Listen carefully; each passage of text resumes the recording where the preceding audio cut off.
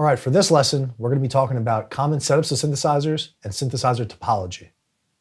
Now, synthesizers are set up in a very specific way, like I had mentioned before in the last class, because of kind of the history of them. Back in the day when they were only modular synthesizers, they were patched in a very similar way by musicians. And this kind of followed when they became these more compact non-modular synthesizers. So synthesizers, the signal usually runs from left to right, just like reading a book. It starts in the oscillator section, usually comes through a mixer section, into a filter, and into the envelopes, and then you might have some external effects, which I have up here, and then it comes out of your audio output. This topology, like I said, is really from the history. It really follows from the Moog Model D, which served musicians really well and became a standard in the synthesizer world, as you'd say. So, although all synthesizers are usually set up left to right in the way their signal flow goes and the way you would actually patch these things, not all synthesizers actually play the same way. There are two kinds of main synthesizers that we talk about. There's monophonic and there's polyphonic synthesizers. This one right here is a monophonic synthesizer with paraphonic capabilities.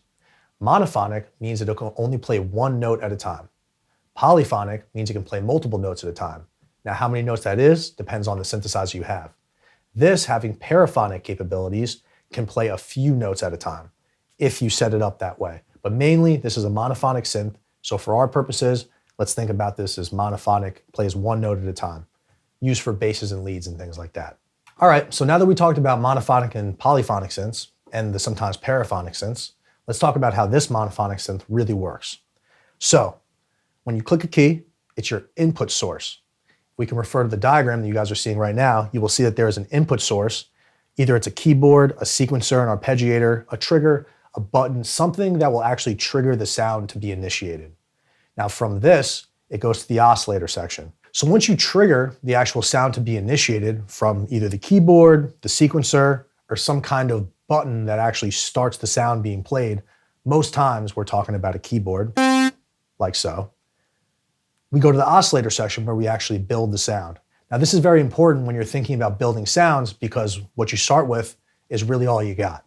From there, we're going to be removing things with the filter, adding some modulation, which actually creates variances in the signal, but you really got to start with what you really want there from the oscillators.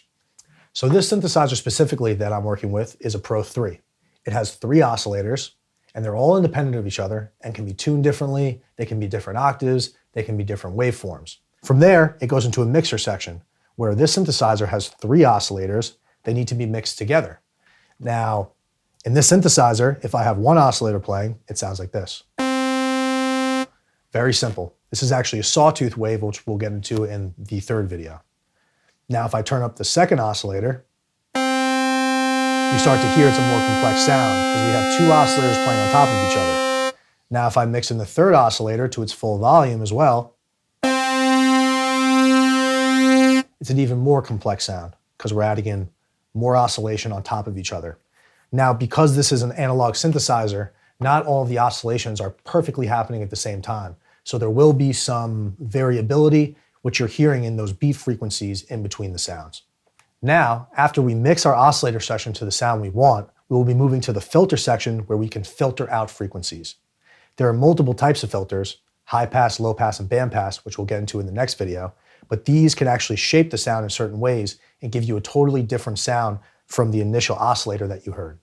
After the filter section, we commonly have an envelope section. In this envelope section, this is where we can really shape the filter and the amplitude of the sound. So do you want the sound to be more of a pluck, where it happens really quickly and then fades off? Or do you want it to be more sustained, like a string sound? This all happens in the envelope section. Now after this, we have some extraneous stuff. You may have some external envelopes, which can be linked to different parts of the synthesizer to actually create modulation for those. You have an effects section, which has stuff like reverb, delay, phasers, all those kind of things that we're very familiar with. And from there, it's really just bells and whistles that certain companies add to their own synthesizers.